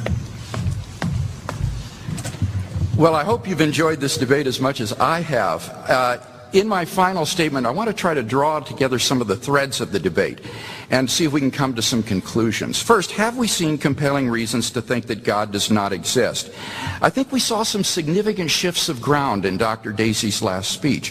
For example, with respect to the hiddenness of God, Dr. Dacey responded to my point that there's no reason to expect more evidence of God's existence than what we've got by saying, well, I doubt the arguments, I doubt the reasons. Well, but that doesn't address the point that if God existed, should we expect to have more evidence than the fine-tuning of the universe, the origin of the universe out of nothing, the resurrection of Jesus, and so forth? I don't think he's been able to show at all that we should expect more evidence than that. Moreover, I argued that just having more evidence of God's existence wouldn't guarantee people come into a loving relationship with God, which is God's end. And he said, but there's a 0% chance they would come to that relationship if they don't have enough evidence. But remember, my point was that God knows in his omniscience what would be the most effective in drawing people to himself. And so Dr. Dacey would have to show that it is probable that if God were to offer a clearer revelation of himself, that more people would come to know him and his love personally. And that's just sheer speculation. And remember, I said the Holy Spirit also is operative to draw people to himself. It's not just a matter of external evidence. What about the point about theism guaranteeing the success of science? Here again we saw a shift on this. The point of his argument originally was that if God exists, then we shouldn't somehow expect natural science to work like it does. But my argument is that it's precisely if God exists that we should expect natural science to work. As for interventions of God, I suggest that he has intervened in certain ways. For example, in the resurrection of Jesus. He says, why doesn't science take cognizance of this? Because science operates on a methodological naturalism. It only operates by looking for natural causes. So of course science doesn't look for things like explanations of the resurrection of Jesus that would be supernatural in nature. What about the mind-body problem? Here he said, well, you could have mental properties that are distinct from but dependent upon the brain. But notice, if that is not dualism, then that's some kind of epiphenomenalism, which I argued is incompatible with our knowledge of ourselves as self-identical over time, having states of intentionality, and freedom of the will. On that view, the self is a mere excrescence of the brain and has no causal power or properties whatsoever, and that's an utterly implausible view of ourselves. So I don't think that he's been able to carry the day against dualism and interactionism in that respect. What about the argument concerning evolution?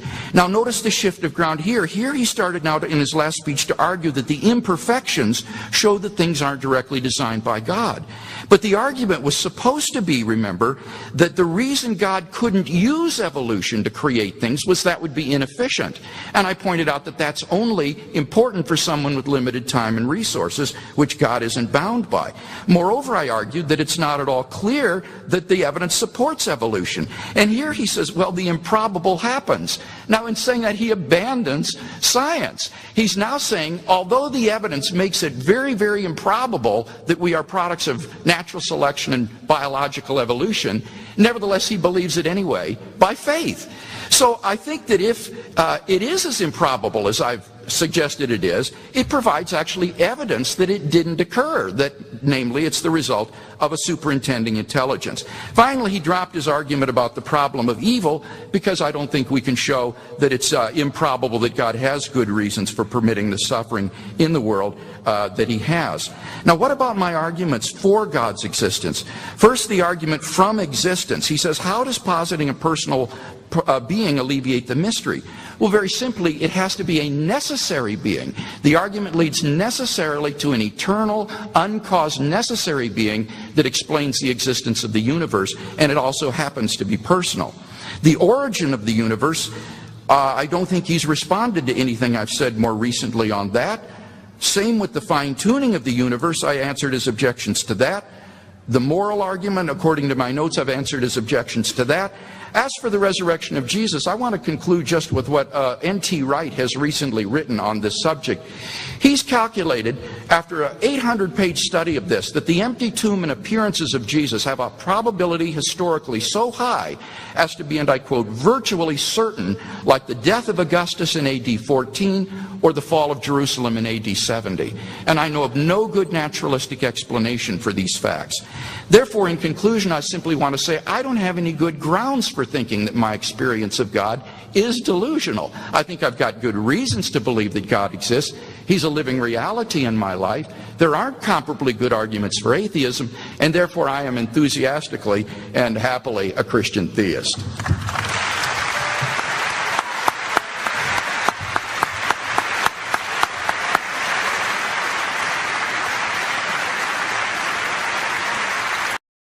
Dr. Dacey, you have your 5 minutes.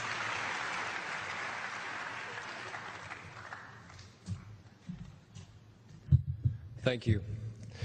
Just to tie up some loose ends, as to hiddenness, the question is, why should we expect God to provide more evidence than he in fact does? Well, for the simple reason that we would expect a person to provide evidence for their existence and notify another of his or her intentions if you wanted to strike up a love relationship, right? I mean, love is as love does. How can we say that God wants to have a loving relationship with all of humanity if hundreds and hundreds and hundreds of billions of people are excluded for this and who aren't given enough evidence? That's just not what we would expect God to do.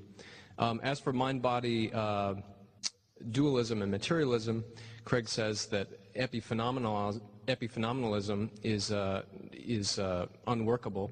Well, that's a matter for the philosophy of mind, and many people who work on this problem just disagree. Can we have a coherent conception of ourselves, thinking that we are our physical brains? Sure. Evolution. Now, have I shifted ground in saying that I'll accept evolution on faith because it's so highly improbable?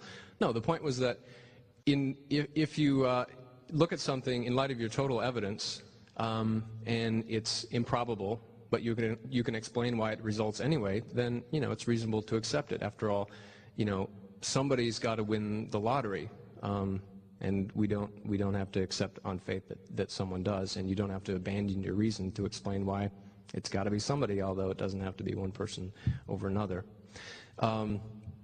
As for the argument from suffering, could eternal communion in heaven with God make up for a child's short life of misery on earth, as was suggested? Well, the victims might be glad to go to heaven, but that alone wouldn't show that God was morally justified in permitting their misery. I mean, if I steal your car and total it, and then I give you $100,000, you might be happier with the money, but that wouldn't show that it was morally okay to rob you. Anyway, God could allow these children into heaven without allowing them to die in agony. Now, we have a kind of dispute of dueling experts as to the fine-tuning and the first cause and the Big Bang. It's like in World War II, in the race to create the bomb, there were German physicists working on both sides, and the question was whose Germans were going to be better. I guess in this case we have a question of whose physicists are better. I don't know if we can resolve that right now. I didn't say that Joseph of Arimathea had to have moved Jesus' body, although I don't see why that's ruled out by anything we know. As far as I know, some of the disciples could have, robbers could have. Well, could Jews have gone and pointed to the body to disprove the rise of this new sect based on Christ? Well, if it's in a common grave, there could easily be confusion about who's who, and of course, bodies do rot.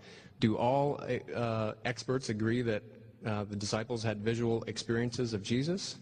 Well, that would mean that everyone who studies the New Testament is a Christian. I'm sorry, that's just not the case. In my view, the most reasonable position that you've heard this evening is that there is no God. Well, maybe slightly less reasonable than that, but not as reasonable as the view that there's a Christian theistic God, would maybe be that there's the God of Genesis chapter 6. You remember that's a deity who's basically abandoned us, who neither seeks nor deserves our love. Remember, God of Genesis chapter 6 repents having ever made a people who he says are evil in every inclination, and he says that he's going to blot them out of the face of the earth. Well, the God of Genesis chapter 6 makes a lot more sense of the silence of God in the face of suffering and the hiddenness of God and much of the other arguments for atheism I pointed out. So if you're intent on believing that someone is up there, I'm afraid that you can do no better than him. But note in conclusion, I think some of the intellectual and moral costs of clinging to theism in the face of the evidence in the way that Craig has. First, there's a non-physical person who transcends space and time, but who can cause events in space and time, and who explains the existence of everything there is. Billions of ordinary people are basically not being reached by God, and God has no intention of reaching them because he knows that they would not be persuaded to enter into a relationship with him. If you believe in hell, as many people do, then all these billions of people are damned in advance. And finally, that God's plan for creation includes September 11th, Chernobyl, Stalin's and Mao's purges, genocide in Armenia, and so on. That's just not the kind of God that I think we can reasonably believe in. Thank you very much for your attention.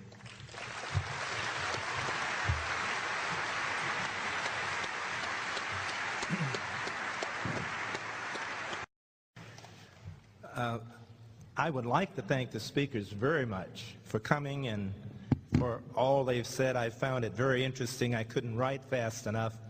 In addition, I really would like you to express your appreciation. I'll express my appreciation. They only ran seconds over in all 5 of those opportunities.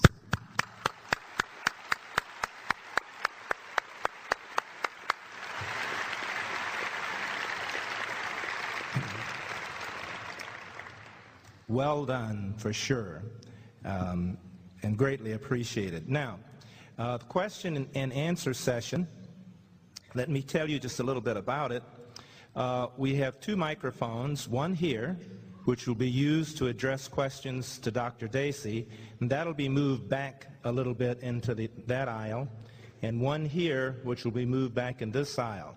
If you want to ask a question to Dr. Craig, please use this microphone. We're doing that so that we can be sure that we get alternate questions between the 2 men. That just will make it a little bit more fair. Now, before you can ask a question, you will have to sign a release for a videotape that we are doing. This tape will be made available to the public, and we can't show you on it asking your question if you haven't signed the release.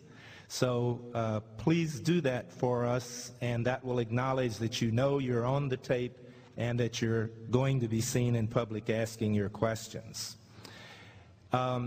There's always a temptation at this point in Q&A for people to want to express their opinions. I'm sure you realize we simply cannot permit that.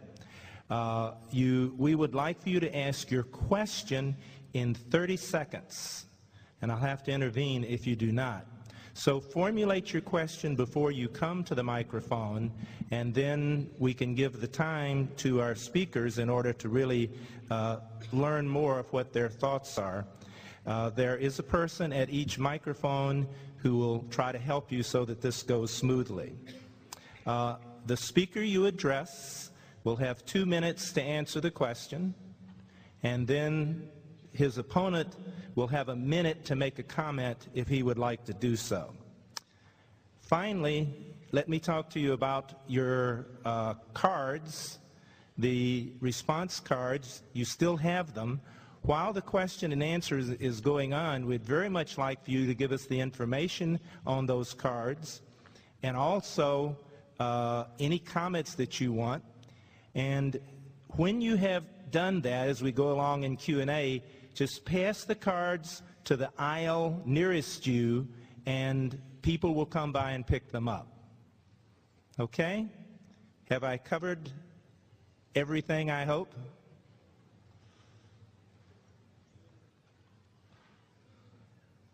How are we fixed? Do we have a questioner ready? I I'd like to ask Dr. Dacey, but I don't see him up there. Well, if you want to talk to Dr. Dacey. Oh. Well, this is Dr. Craig. Sorry, Dr. Craig. I don't see him either. Then just have a moment, and we will have a question over here for Dr. Dacey. I'm here. Dr. Dacey, if you could snap your finger and immediately take away all the consequences of pain and suffering that children receive from their wrongdoings from their parents, would that increase or decrease the likelihood of their parents doing acts that would harm their children? And in light of that question, how does that address the issue of God having to allow hate if he allows love?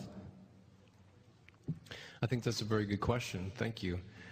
I think that people are in a different position than God when it comes to deciding what pain or displeasure or suffering that we will choose to permit if we can. First of all, because our capabilities are so much smaller than God's. He's all-powerful. He has no limits on his power, unlike us. But second, we see that there are many kinds of discomfort and pain and suffering that are necessary to go through to produce some higher good. So anyone who's spent an hour in the gym can tell you that. What I was pointing out was that in God's case, the suffering that he permits to befall some of us, like children who suffer from malaria, cannot be shown, first of all, to be a result of his inability to prevent it, as we can show in the case of persons, because he has no such inabilities. But secondly, if we think about it, we really can't reasonably believe that there is some higher good that will be brought about by that kind of suffering, in the way that there is a value in sweating and straining at the gym. And I tried to point out that we of all people should be aware of any justifying reasons that God has, because he intends to have a loving relationship with us. After all, we would think it a criticism of a parent who brought his child to the hospital for a painful treatment without explaining the treatment, or in absence of that, if the child is unable to understand, offering some comfort or making his presence known and trying to assure the child that there is a reason for the suffering, even though it's not clear right now. If we hold people to that standard, then surely we would hold a perfect being to the same. Would you briefly restate your question for Dr. Craig to comment on? I was taking a bathroom break. A quick analogy. If Purdue police stopped giving traffic tickets, would we be more or less likely to park unlawfully? We'd be more likely. I pose the question by saying, if you could take away all the pain and suffering that children receive because of the wrongdoings of their parents, would their parents be more or less likely to do wrongful deeds? Obviously, the parents would be more likely to. And that leads into my question of, God does not take away suffering because he would have to take away the opportunity to do wrong. And if he took away the opportunity to do wrong, he would have to take away the opportunity to do right. Love, hate. So free will has to exist. And that answers the question of innocence that you posed in your fifth plank.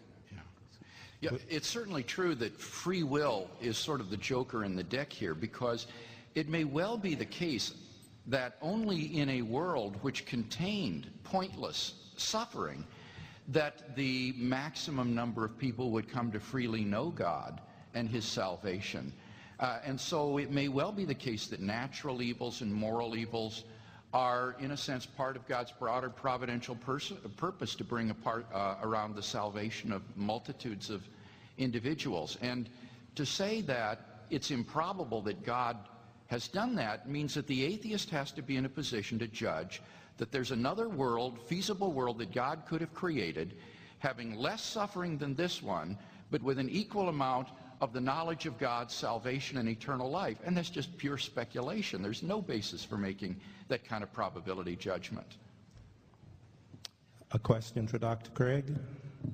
Yeah, Dr. Craig, all your arguments seem to presuppose that God is a beneficent, kind creator.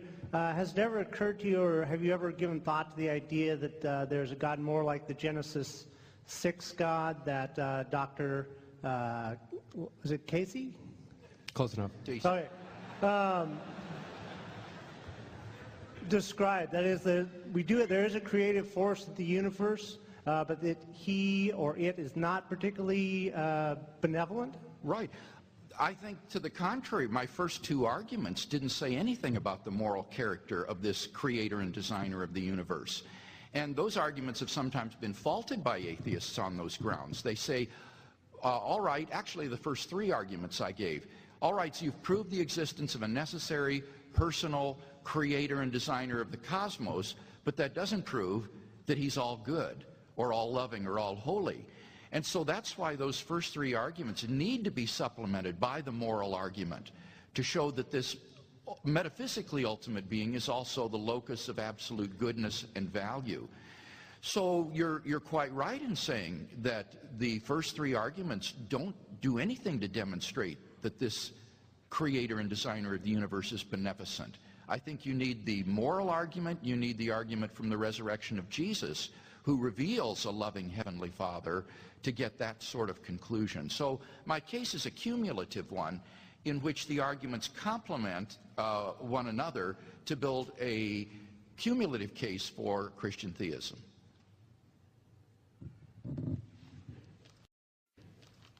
Would you like a comment? Yes. I contemplate every day the possibility that there's a very powerful being that just doesn't love us, because that's the way the world appears to me, if there's any being like that at all. I mean, look, the idea that God might have unknown reasons for not intervening to prevent suffering, which he could, we could just as easily say that there's an evil God who permits lots of good things for reasons which we cannot know, that have to do with them leading to higher evils, which we cannot know, right? So maybe every silver lining has a hidden cloud. Maybe every success is necessary for a failure on a grander scale. My point is not that there are such reasons. I'm not here to defend the God of Genesis chapter 6. But the point is that we have no less reason to believe in them than we have to believe in unknowable goods. So the insistence that there must be such goods is just an attempt to save theism at all costs. It's not a response to any independent reasons. Next question for Dr. Dacey. Yes, Dr. Dacey, in your case for atheism tonight, you spoke about blind causal mechanism in the context of macroevolution, and you also talked about the notion of there not being an immaterial dimension of man, such as a soul, and then you spoke about goods and evil. My question is, assuming your worldview does provide a basis for morality, how can people still be held accountable if their actions are the results of that which natural law, quote unquote, as opposed to their soul or mind dictates? In other words, why punish a murderer if he's just an advanced weed? An advanced weed? Yeah. That's a good question. That's a good question. There are a couple of questions there. One is, can we make sense of our lives in a naturalistic, materialistic universe?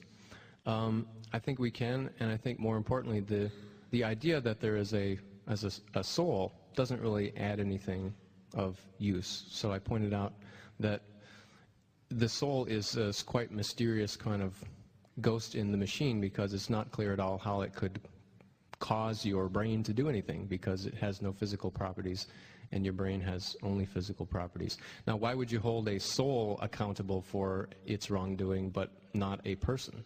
There doesn't seem to be any more moral accountability that inheres in this mysterious non-material substance than inheres in a person. And besides, attributions of blame and praiseworthiness are, in my view, like other judgments, other moral judgments that we make them on the basis of good reasons or sometimes poor reasons, and we make them so that they will conduce to the best consequences, so that things will go best for us and other people who matter morally. So I can say that a murderer is guilty, and I can be correct in saying so, because attribution of guilt doesn't have to do anything with an immaterial soul, but because a system in which we attribute guilt to murderers works out best for everyone. Dr. Craig? I think the question is an incisive one. You can prove that the person, in fact, did commit the murder and is in that sense guilty, but he wouldn't be morally culpable or morally responsible for it any more than a tree is morally responsible for growing a limb. If we are just electrochemical machines that are determined by our genetic makeup and the input of our five senses, then our moral decisions and actions are no more morally significant than the movements of a puppet's limbs, controlled by the strings of genetic makeup and sensory input. So the reason a soul makes a difference is because a soul has freedom of the will and can therefore choose.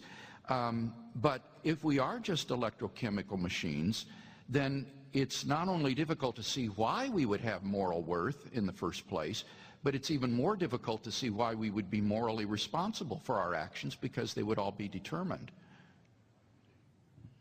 Question for Dr. Craig. Yeah, Dr. Craig, with the Bible being an important tool for a Christian with his or her walk with God, what would you say to Dr. Casey's comment earlier that the Gospels may have been an unreliable source of what the apostles went through or what they actually saw? Sure. It is frustrating in these debates to have to try to talk in sound bites and not be able to delve into these issues at length. One of the most remarkable things about the current of New Testament criticism is how, compared to, say, a century ago, the trend in criticism is towards seeing the four gospel accounts as fundamentally reliable accounts of the historical Jesus. We know much, much more today about the historical Jesus, though he's a rather minor figure in one sense in history, than we do about most major figures of antiquity. We not only have these four independent sources of Jesus in the Gospels, but we also have the Pauline letters and traditions behind the Acts of the Apostles that provide multiple independent testimony to the life of Jesus of Nazareth. And so the outlines of the historical Jesus, his career, his passion, his death, and so forth, are very widely agreed upon. And in particular, as I indicated, there are several fundamental facts about Jesus that are agreed upon by the majority of New Testament historians today that I think point to the resurrection. The first would be that he was killed by crucifixion under Roman authority. Second, that he was buried by a member of the Jewish Sanhedrin named Joseph of Arimathea in a tomb. Thirdly, that tomb was found empty by a group of his women followers on the Sunday morning after the crucifixion. Fourth, that the disciples then and other groups of people on multiple occasions under different circumstances experienced appearances of Jesus alive from the dead. Everybody admits that. Now, as Austin says, some try to explain these away as hallucinations like Ludemann, but everybody admits they had these experiences, these apparitions of Jesus. And then finally, fifth, they came to believe that God had raised him from the dead despite every predisposition in Judaism to the contrary. And I don't know of any naturalistic explanation that provides an overarching explanation of those five facts that is as plausible and historically grounded as the resurrection hypothesis that God in fact raised him from the dead. Dr. Dacey? Well, notice that Craig now says that the naturalist has to not only explain each of the three facts, but has to point to a single hypothesis that explains all three facts. Well, of course, this is something that no naturalist could do, but it's not anything that naturalists need to do either. I mean, after all, we don't expect that for other historical explanations. Why did the Civil War erupt? We don't need a single hypothesis that explains all the factors leading up to it. I granted the empty tomb, as you may recall, but I pointed out that there are lots of other scenarios that are not as implausible on the background knowledge as the claim that Jesus was miraculously raised from the dead by God. Does everyone agree that there were appearances to the disciples of Jesus? Well, that's ambiguous. Jesus appeared to the disciples, or the disciples had experiences that they thought were of Jesus. And of course, if the empty tomb was a fact, then it wouldn't take a miracle to explain why people developed stories that he had been found living. After all, we know where Elvis Presley is buried, but people see him all the time. Let's thank our speakers for a great job.